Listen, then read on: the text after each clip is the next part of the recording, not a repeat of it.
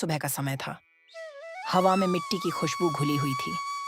इसी गांव सूरजपुर में एक बड़ा, भव्य और आलीशान चमकता हुआ घर खड़ा था।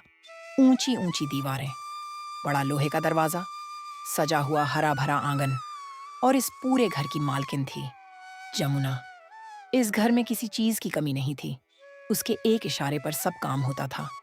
जमुना धीरे धीरे सीढ़ियों से नीचे उतरती है, सजी धजी, महंगे कपड़े और गहनों में।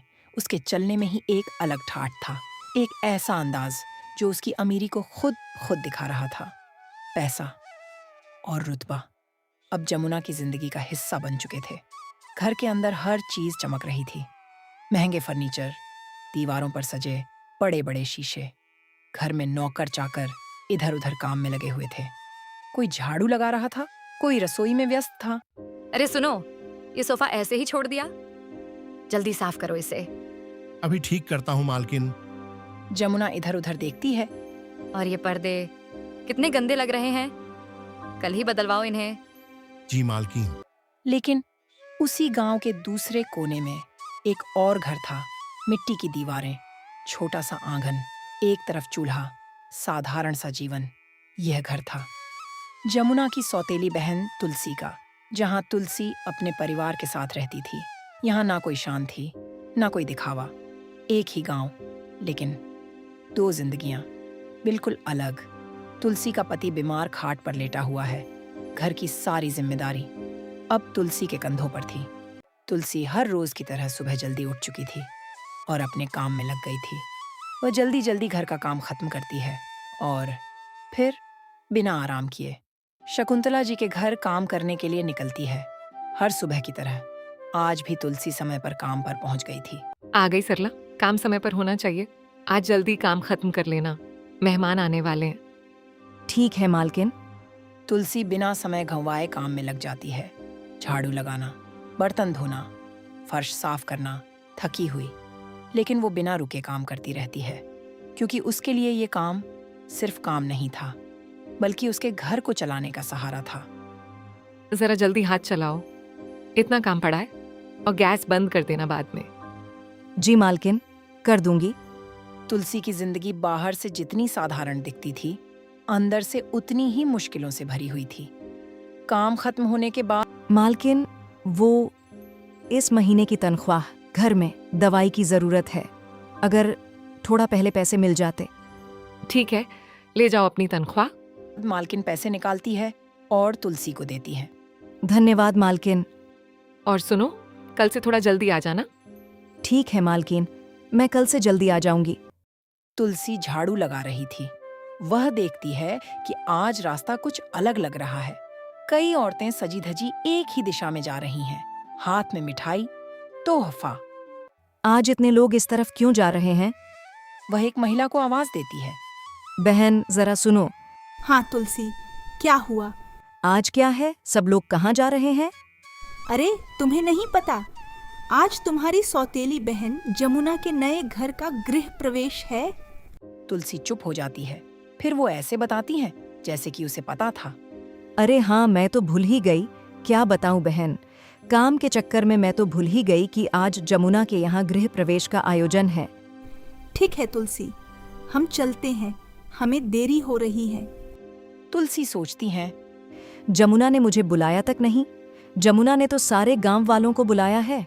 कोई बात नहीं, शायद वह भूल गई होगी। वह घर में जाती हैं। सुनिए, आज जमुना के यहाँ गृह प्रवेश का आयोजन है। लेकिन जमुना ने तो बताया नहीं।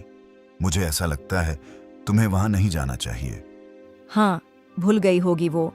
इतने सारे काम होते हैं और मेहमानों को भी बुलाना होता है। कोई बात नहीं, मैं खुद ही चली जाती हूँ। मैं बच्चों को भी साथ लेकर जा रही हूँ। आप अपना ध्यान रखिए। श्रीषा बेटी, चलो, हमें तुम्हारी मासी के घर जाना है। एक छोटा सा मिठाई का डिब्बा लेती है और फिर तुलसी सीधे दिल के साथ अपनी बहन के घर की ओर चल पड़ती है। जमुना के घर पर बहुत बड़ा आयोजन हो रहा था।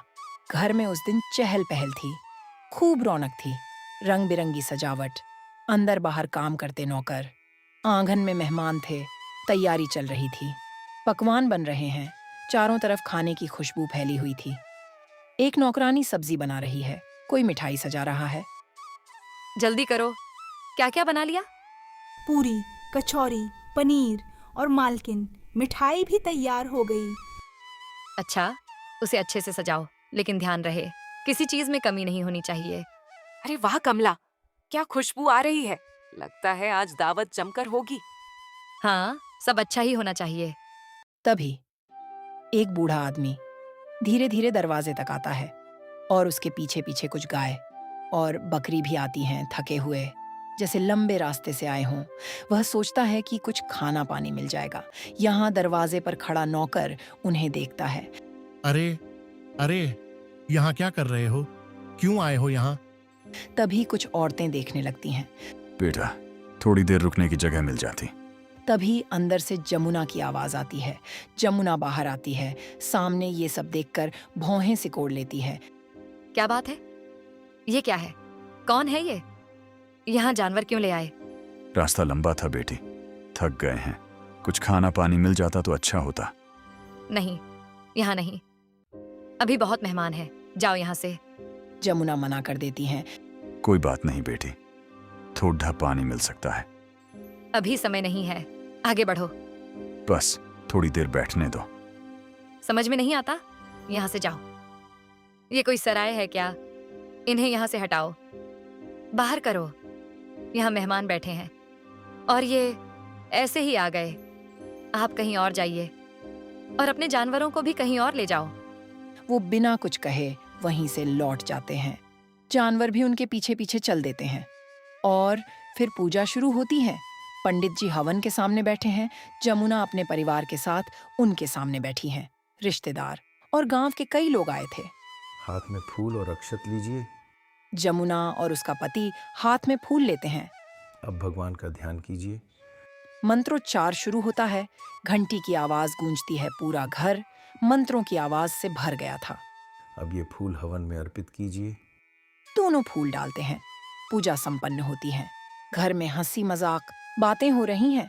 उसी समय तुलसी आती है, हाथ में छोटा सा तोहफा। वो धीरे धीरे अंदर आती है। जमुना को देखती है। जमुना, बधाई हो, तुम्हारे नए घर के लिए ढेर सारी शुभकामनाएं। जमुना उसकी तरफ देखती है। तुम क्यों आई हो तुलसी? मैंने तो तुम्हें बुलाया नहीं, बिना बुलाए आ गई।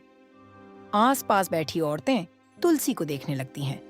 वो मैंने सोचा कि नया घर बना है तो बधाई देने चली आई। तुलसी तोहफा आगे बढ़ाती है। ये छोटा सा तोहफा तुम्हारे घर के लिए। जमुना तोहफा देखती है लेकिन लेती नहीं।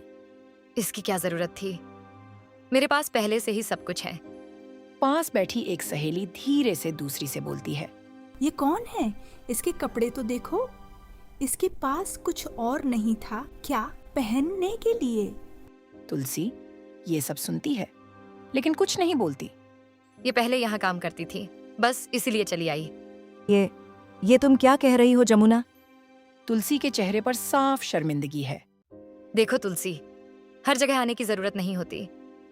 तुलसी चुप हो जाती है। सब लोग देख रहे होते हैं। ठीक है जमुना, मैं चलती हूँ। मैं तो सिर्फ तुम्हारी खुशियों में शामिल होने आई थी। पीछे से हल्की हल्की हंसी की आवाजें आती हैं। तुलसी धीरे धीरे बाहर निकल जाती है और वह बिना कुछ कहे वापस लौट जाती है। जमुना के घर से निकलने के बाद वो कुछ दूर चलती है और फिर एक पुराने मंदिर के सामने रुक जाती है। बच्चों, तुम दोनों घर जाओ, मैं थोड़ी देर में आती हूँ। ठीक है माँ, हम चलते हैं, आप घर जल्दी आ जाना। बच्चे घर चले जाते हैं और तुलसी मंदिर में जाती हैं। अंदर दीपक जल रहा है। हल्की घंटी की आवाज। तुलसी धीरे धीरे अंदर जाती है। भगवान के सामने बैठ जाती है। कुछ सेकंड तक कुछ बोल नहीं पाती। आंखें भर आती हैं। भगवान, मैंने ऐसा क्या किया है? मैंने तो हमेशा सबका भला ही चाहा, कभी किसी का बुरा नहीं किया। फिर भी मेरे हिस्से में ही इतनी परेशानी क्यों आती है? वो अपने आंसू पोंछती है। आज भी अपनी ही बहन के घर गई थी। सोचा था उसकी खुशियों में शामिल हो, लेकिन वहां भी बस अपमान ही मिला। आंखें बंद करके कुछ पल चुप रहती हैं और फिर मंदिर से बाहर निकल जाती है। मंदिर से बाहर निकलने के बाद तुलसी धीरे धीरे घर की तरफ लौट रही थी, लेकिन आंखों में अभी भी हल्की नमी थी। पेड़ों की छाया हल्की हवा। तभी रास्ते के किनारे एक बूढ़ा आदमी बैठा हुआ दिखाई देता है, फटे पुराने कपड़े। तुलसी उसे देखकर रुक जाती है। बेटी, जरा सुनो। तुलसी तुरंत उसके पास जाती है। जी बाबा। थोड़ा पानी मिल सकता है? प्यास लगी है, बहुत दूर से आया हूं, थक गया हूं। तुलसी बिना सोचे बोलती है। बाबा, अभी मेरे पास पानी नहीं है, लेकिन आप मेरे साथ मेरे घर चलिए। पानी भी पी लीजिए और थोड़ा आराम भी कर लीजिए। आपकी तबीयत ठीक नहीं लग रही है। ठीक है बेटी, तुम्हारा बहुत बहुत धन्यवाद। तुलसी उन्हें घर ले जाती है। आप आराम से बैठिए बाबा, मैं अभी पानी लाती हूँ। तुलसी लोटा में पानी लाकर देती है। धन्यवाद बेटी। कौन आए हैं तुलसी? बाबा आए हैं, रास्ते में मिले, बहुत थके हुए थे, इसीलिए घर ले आई। तुलसी चूल्हे के पास जाती है, जो थोड़ा बहुत बना होता है वही निकालती है और प्लेट में खाना परोस देती है। बाबा, घर में ज्यादा कुछ नहीं है, बस यही है। पेट भरने के लिए इतना ही काफी है बेटी। बूढ़ा खाना खाकर तृप्त हो जाता है। बेटी, मेरे पास देने के लिए ज्यादा कुछ नहीं है। वह अपनी एक पोटली निकाल कर देता है। इसे आशीर्वाद समझकर रख लो। इसमें कुछ फल हैं, इन्हें अपने परिवार के साथ खा लेना। ठीक है बाबा। तुलसी बिना सवाल किए उसे स्वीकार कर लेती है। ठीक है बेटी, अब मैं चलता हूं। बाबा चले जाते हैं। शाम ढल चुकी थी और धीरे धीरे रात ने पूरे गांव को अपनी चादर में ढक लिया था। तुलसी का छोटा सा घर आज भी वैसा ही था, साधारण, शांत। तुलसी को याद आता है, बूढ़े बाबा ने फल दिए थे। तुलसी फल सब में बराबर बांट देती है। बूढ़े बाबा के दिए हुए फल सब मिलकर खाते हैं।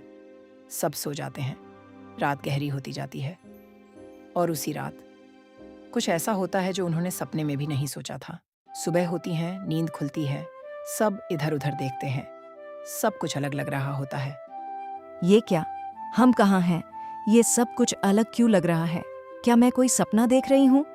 सब जल्दी से बाहर जाते हैं। उसका छोटा सा घर अब एक बड़ा सुंदर घर बन चुका होता है। ये कैसे हो गया? हमारा पुराना घर कहाँ गया? माँ, हमारा घर कितना बड़ा हो गया। पति भी ठीक हो जाता है। तुलसी, ये सब और मैं भी ठीक हो गया। वो बाबा, ये सब उन्हीं का चमत्कार है। मुझे लगता है कि वो कोई साधारण बाबा नहीं थे, वो भगवान का रूप थे। उसे समझ आ जाता है कि वो कोई साधारण बाबा नहीं थे। अब वो हंसी खुशी अपने नए घर में रहने लगते हैं। लेकिन तुलसी के घर का चमत्कार जल्दी ही सबको पता चल जाता है। मालकिन, आपने सुना? क्या हुआ?